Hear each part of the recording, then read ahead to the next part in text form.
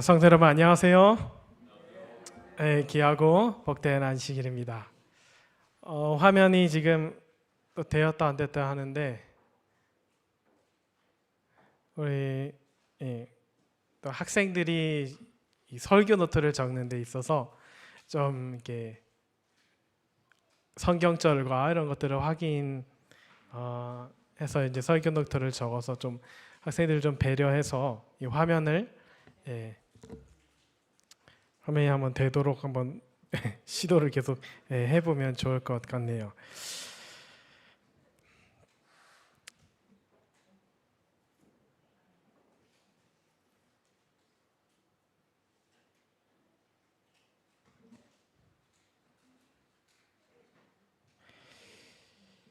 일단 우리 슬라이드는 준비되는 대로 우리 띄워드리도록 하겠습니다.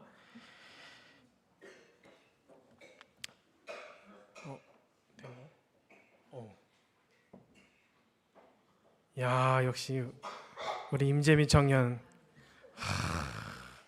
박수 한번 쳐주세요. 우리 교회에 없어서는 안 될 아주 중요한 인재입니다. 저는 여러분과 함께 나에게는 너무 완벽한 당신이라는 조금은 달달한 제목으로 하나님 말씀을 나누기 원합니다. 자, 우리 교회에 계신 성도님들, 우리 결혼하신 우리 성도님들, 어때요? 우리 장로님께 한번 여쭤볼까요? 이석 장로님, 나에게는 너무나 완벽한 당신이라고 우리 집사님께 말씀해 본 적이 있으십니까? 그러신 것 같아요? 야, 혹시 남편이나 아내에게 이런 이야기를 들어보셨다 하신 분 더 계십니까? 아무도 안 계세요? 우리 장로님들 평상시에 그런 말씀을 안 하시는가 봐요? 사실 저도 안 해봤습니다. 나에겐 너무나 완벽한 당신, 콩깍지 씌었을 때만 할 수 있는 이야기인 것 같아요. 콩깍지가 벗겨지는 순간 어때요? 당신에게 너무 과분한 나가 되죠. 아닌가요? 나에게는 너무나 완벽한 당신. 제가 이 말씀을 이게 읽으면서 오늘 우리가 함께 나눌 성경의 가장 유명한 이야기 중 하나인 여러분 그림만 봐도 보실 수 있을 떠오를 만한 그 이야기를 통해서 하나님께서 주시는 이 음성을 한번 우리 함께 들어보면 좋겠습니다. 자, 오늘 말씀은 누가복음 19장에 있는 말씀입니다. 누가복음 19장 말씀을 함께 보겠습니다. 예수께서 여리고로 들어 지나가시더라. 삭개오라 이름하는 자가 있으니 세리장이요 또한 부자라.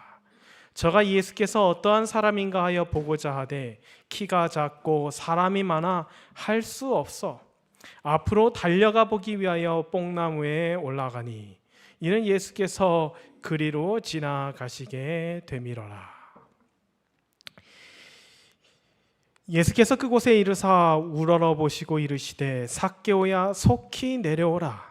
내가 오늘 네 집에 유하여야겠다 하겠다 하시니 급히 내려와 즐거워하며 영접하거늘 무사람이 보고 수군거려 가로되 저가 죄인의 집에 유하러 들어갔도다 하더라. 삭개오가 서서 주께 여짜오되 주여 보시옵소서 내 소유의 절반을 가난한 자들에게 주겠사오며 만일 네 것을 도색한 일이 있으면 4배나 갚겠나이다. 예수께서 이르시되 오늘 구원이 이 집에 이르렀으니 이 사람도 아브라함의 자손이미로다. 인자에 온 것은 잃어버린 자를 찾아 구원하려 함이니라. 아멘. 여러분 삭개오 잘 아시죠? 우리 어린이들도 아는 유명한 이야기입니다. 삭개오는 어떤 사람이었는가? 성경은 그의 삶을 비교적 간략하게 표현합니다. 삭개오라 이름하는 자가 있으니 세리장이요 또한 부자라. 오늘 예수님께서 여리고를 들어가셨어요. 여리고는 이제 예루살렘을 가기 전에 있는 큰 성입니다. 여리고에 갔더니 사람들이 어떻게 해요? 와! 막 환호하고 성이 난리가 났습니다. 거기다 예수님께서 그 여리고 들어오실 때 또 이 바디메오라고 하는 이 앞을 보지 못하는 사람을 또 만나서 치료하셨거든요. 그러니까 지금 예수님의 분위기는 뭐예요? 이제 조만간 당선될 분위기입니다. 실제로 사람들은 예수님을 왕으로 옹립하려고 했고 이보다 좋은 분위기가 없어요. 딱 들어갔더니 막 소원성이 난리가 납니다. 와! 여기저기서 예수님을 칭송합니다. 그 다음에 사람들은 막 이 흥분에 쌓여서 예수님이 그 군중에 이렇게 쌓여갖고 성 안으로 이렇게 들어오시게 되는 것이죠.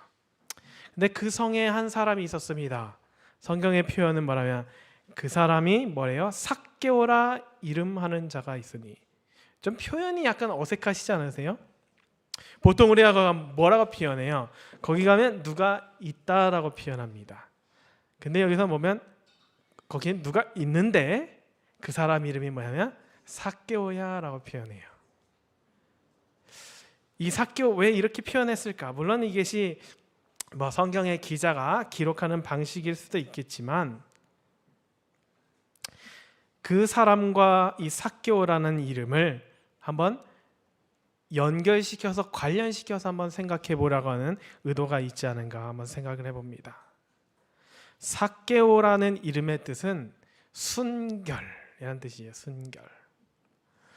순결하다 그러면 뭐예요? 결함이 없는 거죠. 다른 말로 표현하자면 뭐라고 할 수 있을까요? 완벽한이라고 할 수 있을 것 같아요. 그 사람이 그런 이름을 가졌어요. 이 삭개오가 완벽해 보여요. 직업은 뭐예요? 세리장입니다. 세리 아니에요. 그렇게 되면 섭섭하죠. 세리 듣는 사람 듣는 세리 섭섭합니다. 뭐예요? 세리장이에요. 그 다음에 더 완벽함을 만들어주는 뭐예요? 부자라. 높은 위치에 돈도 많은 사람. 하지만 여러분 잘 아시는 것처럼 그 삶은 완벽했나요? 전혀 완벽이랑 거리가 멀었죠. 이 삭개오는 성경에 보면 여러분 아시는 것처럼 키가 작은 사람입니다. 제가 한번 상상을 해보았어요. 성경에 그런 이야기가 나오진 않습니다. 근데 여러분 키가 작다라고 하는데 그냥 키가 작은 게 아니에요. 그러니까 뭐 평균 이하, 뭐 평균 이상, 조금 그냥 뭐랄까 아담해 이런 표현을 사용할 수 없는 키입니다. 그러니까 누가 봐도 뭐예요? 신체적으로 발달에 문제가 생긴 사람이에요. 그러니까 이거는 어떤 부모님이 키가 작아서 그 아들도 키가 좀 조그만했더라가 아니라 이 사람은 뭐 등이에요. 사람들 사이에 들어가는 순간 완전히 어린아이처럼 파묻힐 만큼 신체의 발달에 뭔가 문제가 있었던 사람인 것을 우리가 생각해 볼 수 있습니다. 이 당시에 여러분 그 한 남자가 한 사람이 그것도 심지어 자기네 나라가도 아닌 그 로마의 압제 속에서 살아가면서 이 삭개오가 그 작은 체구를 가지고 그가 얼마나 그의 삶 속에서 투쟁을 해야 했는지 여러분 한번 상상을 한번 해보십시오. 남자들은 그런 게 있어요. 뭐 남자만 이야기 말씀드려서 죄송합니다만 제가 남자 입장밖에 모르기 때문에 남자들은 약간 좀 원초적인 것에 좀 이렇게 좀 더 집착하는 경향이 있습니다. 그래서 같이 남자들이 모여 있으면 누가 좀 힘이 셀 것 같은지 약간 가늠하기도 하고, 그래서 저도 대학교 다닐 때 팔씨름 같은 거 많이 했거든요. 뭔가 자꾸 뭐 어때요? 내가 얼마나 신체적으로 건강한 남성인지를 이렇게 좀 드러내고 싶어하고 인정받고 싶어하고, 거기서 사실 많은 그 자존심과 또 이 자존감이 어떻게 보면 시작되는 부분이라고 이야기할 수 있을 것 같아요. 제가 아직도 기억나는 게 있는데, 제가 목회 2년 차였죠. 전도사 시절 목회 2년 차 시절에 그 여기 호주 연합회에서 하는 인턴 목회자 캠프를 갔습니다. 갔는데 거기 이제 호주 전 지역에 있는 인턴 목회자들이 모인 거예요. 갔는데 거기 그 섬나라에서 오신 분들 계시죠. 남태평양. 아시는 것처럼 어마어마합니다. 골격들이. 가서 사진을 찍는데 제가 요만해 보여요. 무슨 꼬맹이가 한 명이 거기 껴있더라고요. 그래서 내가 제가 키가 크진 않지만 그 등치도 뭐 이렇게 작은 편도 아니고 제가 어디 가서 막 이렇게 조그만한 느낌은 주지는 않거든요. 그런데 갔는데 완전히 무슨 어린이가 있는 것 같아요. 제가 옆에서 이제 이야기를 나누면서 이제 좀 힐끔힐끔 이렇게 봤습니다. 야, 저 사람들 어떻게 저렇게 클 수 있을까? 어쩌다가 이제 그 벗어놓은 신발을 봤는데 여러분, 거의 없잖아요. 한국 사람에서는 300이 넘는 것 같아요. 300mm가. 와, 신발이 무슨 이만합니다. 뭐 한 280 뭐 이렇게 돼도 이렇게 되는 것도 아니고 신발이 막 300이 넘어요. 몸무게는 최소한 0.1톤 이상들. 그죠? 덩치가 막 이만하고 그런 사람들 사이에 있으면 어때요? 주눅 들어요. 아니 목사님들 사이에 있는데도 그죠? 그 사람들이 저를 뭐 해코지합니까? 압박합니까? 아니에요. 그런데 그렇게 큰 사람들 사이에 있으니까 제 마음이 조금 그렇더라고요. 아, 나도 좀 컸으면 좋겠다. 뭐 이런 그냥 불가능한 상상도 해보았습니다. 여러분 삭개오의 입장을 한번 돌이켜 보시면 여러분 삭개오의 이름이 뭐예요? 순결이요, 완벽함. 그 이름이랑 전혀 맞지 않게 태어났어요. 자라날 때면 맨날 듣는 얘기가 뭐예요? 너는 왜 이렇게 조그마냐? 한국 사람 표현으로는 뭐야? 가서 엄마 저 좀 더 먹고 와. 맨날. 너 뭘 못 먹었니? 너 밥 안 먹니? 그렇죠. 근데 문제는 뭐 키만 작겠어요? 키가 작으면 뭐예요? 다 작아요. 몸도 왜소하고 팔도 가늘고 힘도 별로 없고 그런 어떤 그런 모습의 사람이 바로 이 삭개오였습니다. 어쩌면 삭개오는 그런 사람들 사이에서 굉장히 차별을 받고 부당한 대우를 받았을지 모르겠어요. 특히 자라나는 청소년기에 있는 이 남자들의 세계는 더 터프합니다. 좀 힘이 약하고 좀 왜소하면 안 껴줘요. 구박만 받습니다. 그거만 다게요. 또 저도 기억나는데 중학교 고등학교 시절 그때 되면 남학생들은 굉장히 힘 자랑을 합니다. 반에서 누가 더 센지가 이미 학기 초에 다 결정이 나요. 보면 알아요. 쟤한테는 쟤랑은 좀 다투면 안 되고 얘는 만만하고 그게 다 뭘로 결정되는 줄 아세요? 키랑 몸무게 등치로 결정돼요. 그래 이 삭개오가 얼마나 그 움츠려 들었겠습니까? 자존감은 바닥이고 우리 엄마는 왜 이렇게 나를 낳았어? 우리 아버지는 대체 뭘 한 거야? 좀 잘 좀 먹이지. 막 온갖 생각이 다 들었지 않겠어요? 그런 삭개오가 유일하게 나아갈 수 있었던 길이 아마 그거였던 것 같아요. 돈 많이 버는 거. 출세해야 되는데 식민지배에서 누가 출세할 수 있습니까? 거기서 출세할 수 있는 길은 하나밖에 없었어요. 왜요? 세금 걷는 것. 로마 정부를 대신해서 세금을 걷는데 그 세금을 부당하게 걷어서 자기 입속을 채움으로써 부자가 된 그 주변 사람들의 모습을 보면서 내가 나이가 든 내가 돈만 좀 벌어봐라. 내가 어른만 돼봐라. 그럼 내가 앞으로는 뭐예요? 내가 돈만 좀 많이 벌면 너네들 아무것도 아니야라는 마음이 혹시 그 마음속에 있을 수 있다라고 저는 생각합니다. 그렇지 않겠어요? 그래서 제가 막 상상을 해봤어요. 이제 세리가 됐습니다. 딱 갔더니 이제 처음에 딱 갔더니 사람 이미 내 이력서 냈다는 소문 쫙 돌아요. 이제 끝난 거예요. 이제 내 평판은 그렇죠. 아유 그럼 그렇지 저 안 그래도 못난 놈 저 쪼만한 게 그래 네가 할 게 뭐가 있냐? 그러면서 그러면서 이제 사람들이 욕하기 시작합니다. 결국 그 길로 갔구만. 가면 그렇게 얘기 소리 그런 말 듣고 가면 어떨까요? 오기가 생기겠죠. 그래 한번 두고 보자. 누가 더 위에 있는지. 누가 딱 찾아옵니다. 세금을 거들어 다니지 않죠. 세금 내러 와야 돼요. 알아서 내야 됩니다. 딱 앉아 있어요. 딱 들어옵니다. 들어왔는데 누구야? 야, 너 그때 그놈이지. 딱 한번 생각이 들 거예요. 나 괴롭혔던 놈, 나 놀렸던 놈, 나 키 작다고 못되게 굴었던 사람. 막 그런 사람들 많지 않겠어요?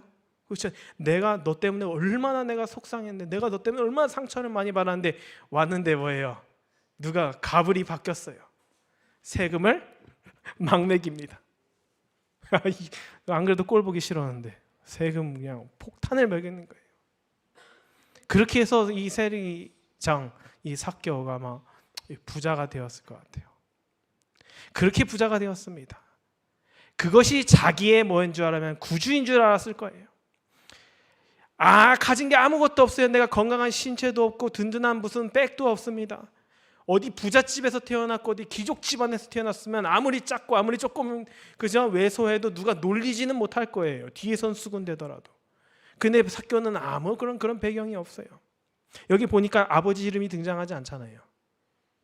원래 보통 좀 있는 집안이면 다 아버지 이름이 등장합니다. 누구의 아들 삭개오라는 자가 있는데 아버지 이름도 없습니다. 어쩌면 고아로 자랐을지도 모르고 어쩌면 홀 어머니 아래서 자랐을지도 모르고 어쨌든 이 세상에서 아무것도 뭐예요? 보들 것 없는 사람이었어요. 근데 그 사람이 유일하게 가질 수 있는 것, 그리고 세상에서 가질 수 있는 가장 강력한 힘을 그 손에 넣게 되었습니다. 그랬는데 넣고 보는데 만족감이 없는 거예요. 더 불행한 것입니다. 예전에는 사람들이 무시만 했는데 이제는 뭐예요? 경멸해요. 예전에는 저 조그만한 거 뭐 저 어디 사람 구실하겠어라는 이야기를 들었다고 한다면 이제는 뭐야? 사람들이 경멸하기 시작합니다. 뭐 저게 인간이라고요. 사람 같지도 않은. 그게 세리들이 들었던 평가였어요. 그 자국민들을 자기 같은 동족의 피를 빨아먹는 것 같은 그런 사람, 그런 삶을 이 삭개오가 살아가고 있었습니다. 그 이름은 완벽한 순결의 사람. 하지만 전혀 완벽이랑 거리 멀고 전혀 순결하지 못한 그 이름 때문에 더 조롱받는 거예요. 이제는 네가 삭개오라고? 제가 예전에 이제 TV에서 어떤 프로그램에서 이름 때문에 곤란한 사람들 뭐 이런 것들을 이렇게 특집 같은 거를 한 적이 있었어요. 거기 보면 굉장히 기상천외한 이름들이 많이 있습니다. 그런데 이제 가끔씩 이런 뭐랄까요, 좀 좋지 않은 일로 감옥에 들어간 사람과 같은 이름을 가진 사람들, 그것도 전 국민이 아는. 예전에 이제 그 누구죠? 최순실 씨, 그 사람이랑 이름 같은 사람들이 TV에 나와서 하소연을 하더라고요. 이름이 최순실. 사람들이 갈 때마다 맨날 그 얘기를 하는 것입니다. 그래서 막 비웃는 거예요. 그리고 또 반대로 어떤 사람은 뭐냐면 그 사람은 이렇게 외형적으로 그렇게 막 뛰어나지는 않은데 아주 잘생긴 이름을 가지고 있어요. 그 연예인이랑 같은 이름이에요. 그래서 어떤 되게 키도 좀 작고 이렇게 자신이 없는 남자가 나왔는데 이름이 정우성이에요. 그러니까 사람들이 맨날 뭐예요? 너가 정우성이야? 맨날 이렇게 이제 놀리는 것이죠. 삭개오도 그랬을 건데 삭개오는 진짜잖아요. 이건 너가 순결하다고? 너가 완벽하다고? 너한테 그 이름이 어울릴 것 같아? 라고 하는 이야기를 늘 들으면서 살아왔습니다. 가슴에는 만족이 없고 행복하지 않아요. 그러던 어느 날 그가 누구 소식을 듣게 돼요? 예수님 소식을 듣게 됩니다. 예수님 소식을 들어요. 예수님이 들어오십니다. 난리가 났죠, 도시가. 삭개오가 예수님이 어떤 분이신지 한번 보고 싶었어요. 말로 듣기로는 그분은 차별도 하지 않고 그분은 누구든지 이렇게 함께하고 또 심지어 옆 동네에서는 자기랑 같은 직군에 있는 동종 직업을 가진 사람들이랑 밥도 먹었다는데 그럼 나한테도 조금 나도 좀 이렇게 한번 비벼볼 만한 위인인가 한번 보고 싶었던 거예요. 그래서 어떠한 사람인지 보러 나갑니다. 네, 어때요? 키가 너무 작아요. 이게 어느 정도만 돼도 이렇게 까치발 들고 이렇게 쓱쓱하면 보이거든요. 그런데 다 같은 나라 사람들이잖아요. 대부분 평균의 키를 갖고 있었을 테고, 거기는 뭐 또 여성도 있었을 테고 남자들도 있었을 테고, 근데 일단은 거기보다도 더 아래인 거예요. 아예 볼 수가 없는 겁니다. 그래서 뽕나무에 올라갑니다. 왜냐하면 예수님께서 글로 지나가시게 되기 때문에. 예수님이 일로 딱 오시니까 그 앞에 있는 나무 한 그루 거기로 착 올라가는 거예요. 이제 여기서부터 저는 예수님을 집중해 보고 싶습니다. 예수님이 그 아래로 딱 지나가셔요. 그러면서 예수님이 갑자기 위를 딱 쳐다보십니다. 그리고 뭐라 하셔요? 삭개오야 속히 내려오라. 내가 오늘 네 집에 유하여야 하겠다. 여러분, 삭개오에게는 굉장히 충격적인 사건입니다. 삭개오야 내려오라. 여러분 아마 상상해 보세요. 예수님이 뭐 곤충처럼 뭐 더듬이를 달고 계십니까? 아니야, 예수님은 그분을 위해서, 자신을 위해서 신적인 능력을 사용하신 분이 아니에요, 결코. 예수님이라고 뭐 여기 있는 사람은 막 이름이랑 모든 걸 다 막 누가 어디에서 뭐 하고 다니는지 예수님도 아실 수 없어요. 예수님은 그런 능력을 활용하시면서 다니시지 않았습니다. 전적으로 우리와 같은 모습으로 다니셨어요. 연약한 그 모습으로. 근데 예수님이 걸어가시다가 왜 하필 그 나무에, 그죠? 한번 생각해 보세요. 그렇게 사람이 많고 시끄러운데 그 사람을 볼 여유가 있었겠는지. 뭐해? 그렇죠. 왜 콘서트 같은 데 가면 그런 사람들 있잖아요. 어떤 사람들은 뭐 점프 뛰고, 어떤 사람은 펜스를 넘어서 들어와서 사진 찍고, 그런 사람들일 수 있잖아요. 삭개오도 그런 사람 중 한 명일 수 있잖아요. 근데 예수님이 그 삭개오를 바라보시면서 이야기하십니다. 삭개오야 속히 내려오라. 제가 이 말씀을 또 새롭게 한번 다시 묵상하면서 느끼게 될 하나님의 마음은 무엇이냐면, 이렇게 아무런 사랑받지 못할 만한 정말 이 세상에서는 벌레라고, 버러지 같은 사람이라고 취급당하는 이 사람을 예수님은 바라보시면서 뭐라고 이야기하시냐면, 너는 완벽해 라고 예수님이 이야기하시는 거예요.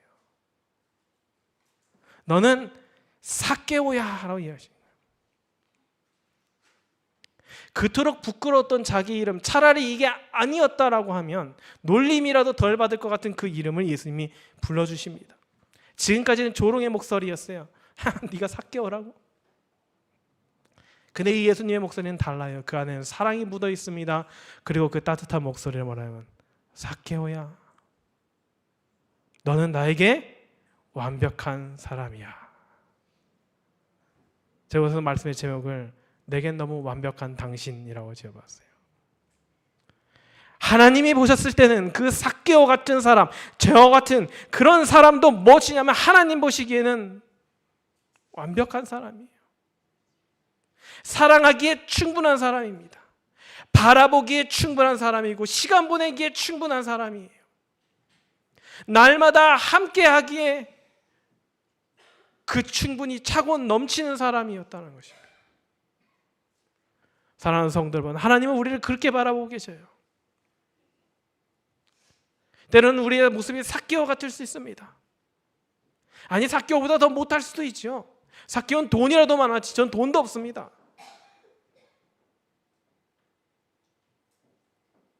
그러나 어쨌든 이 세상에서 무언가 얻고자 했지만 전혀 찾아보지, 한 번도 느껴보지 못하고, 한 번도 누려보지 못하고, 한 번도 발견하지 못한 그 영적인 갈증을 느끼고 있는 그 한 사람에게 예수님은 그 위를 보시면서 이야기하셔요.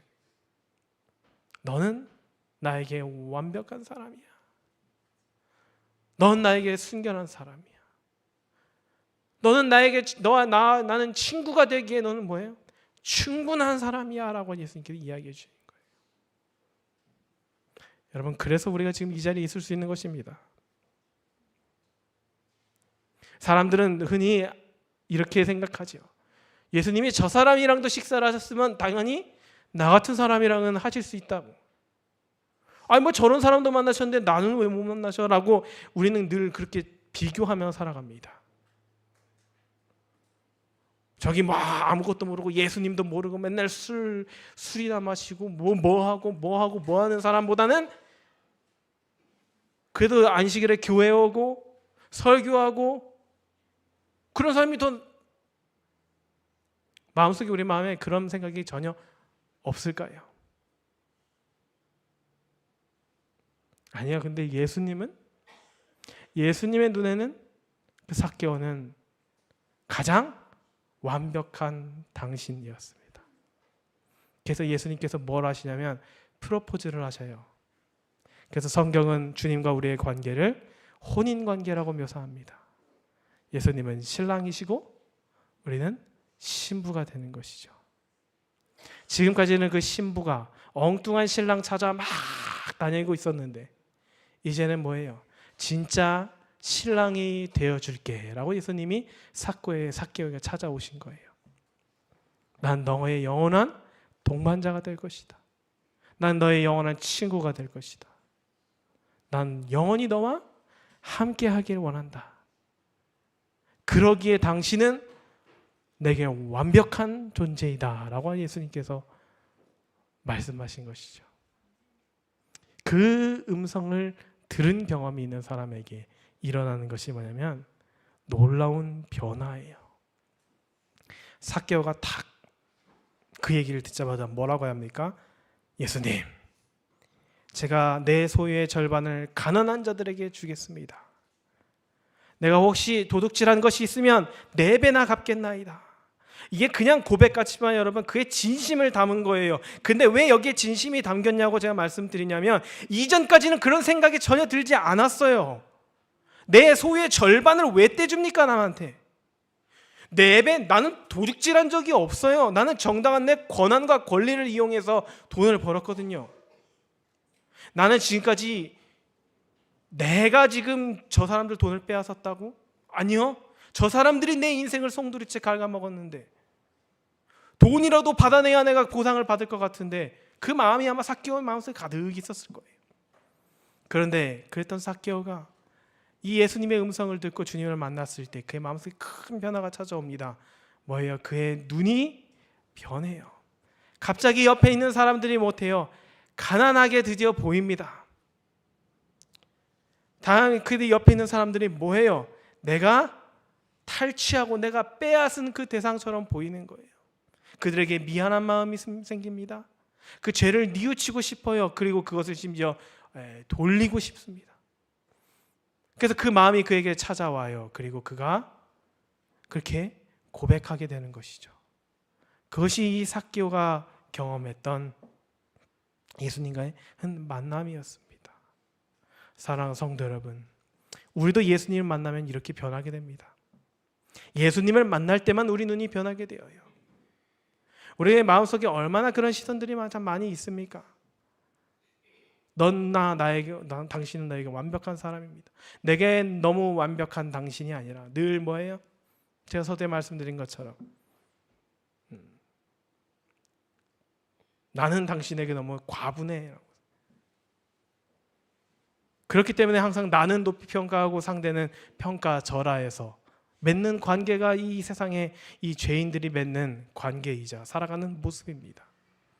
근데 예수님은 그것을 완전히 정리하기 원하셔요. 그리고 주변을 돌아보기를 원하십니다. 한번 옆에 보세요. 좀 민망하시면 마음속으로도 한번 이야기해 보십시오. 당신은 나에게 완벽한 사람입니다. 사랑하기에 충분한 사람입니다. 그것이 삭개오가 들었던 예수님의 음성이고 오늘 우리 모두를 향하여 하나님께서 말씀하시는 음성이라고 하는 것이죠. 한 가지 이야기를 좀 전해드리겠습니다. 옛날에 조선시대에 불심이 아주 깊은 한 과부가 있었습니다. 이 과부가 남편을 잃고 나서 이제 막대한 재산을 상속받았는데 이 재산을 좀 가치 있게 써보고자 생각을 해서 이 불심으로 이 어려움을 이겨내자 생각해서 결심을 하게 됩니다.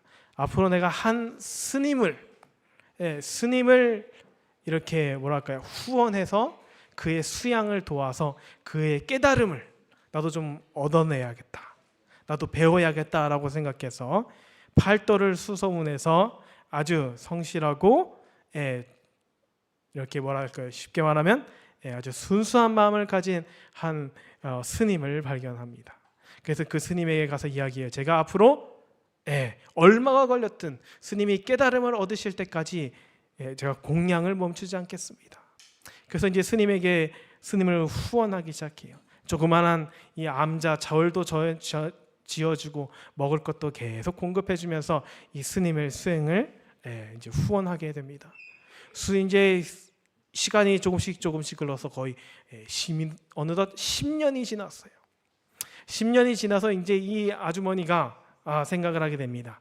우리 스님이 얼마나 좀 이 돌을 닦아서 얼마나 좀 정진하셨을까. 그래서 그걸 좀 확인하고 싶어서 자신의 여종을 부릅니다. 그래서 밤늦게 그 스님이 머물고 있는 그 절에 가서 밤늦게 가다가 길을 잃었으니 하룻밤만 지내게 해달라고 부탁해 보아라. 그렇게 해서 이제 이 여종이 이 스님이 있는 절을 밤에 찾아갑니다. 노크를 하고 이 스님을 불러서 이제 스님께 설명을 하는 거예요. 스님, 제가 이러한 사정으로 인해서 밤에 이 자리 여기에 남게 되었습니다. 그래서 하룻밤만 좀 지낼 수 있게 해주십시오. 그랬더니 이 스님이 단호하게 이렇게 이야기합니다. 여기는 제가 수행하고 있는 곳이고 저밖에 있지 않기 때문에 아녀자가 이곳에 머물 수 없습니다 라고 딱 이야기해요. 그래서 이 여종이 그 얘기를 듣고 굉장히 만족해합니다. 야, 스님이 드디어 이 돌을 터득하셨구나, 이 유혹을 좀 뿌리칠 수 있는 그거를 터득하셨구나 라고 해서 돌아가서 이제 자기의 그 주인에게 이야기하는 것이죠. 제가 가봤더니 스님이 이렇게 해서 제가 돌아왔습니다. 마님, 우리가 10년 동안 후원한 게 의미가 있는 것 같습니다. 그랬더니 이 마님이 한숨을 쉬시면서 10년을 수행했는데 아무것도 얻은 게 없다니. 그랬더니 여종이 뭐라고 이야기하면 아니요, 이렇게 얘기했다니까요. 그랬을 때 그 마님이 하는 이야기는 우리가 들을 만한